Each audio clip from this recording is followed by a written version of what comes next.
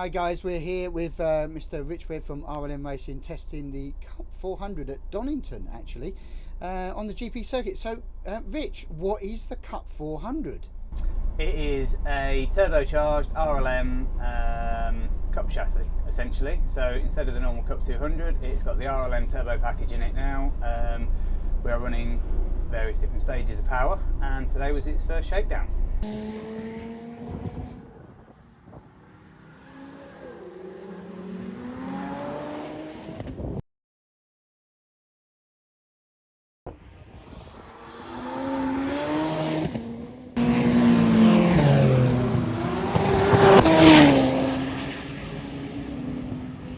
Okay, and how did it, well, first initial impressions are? Fast.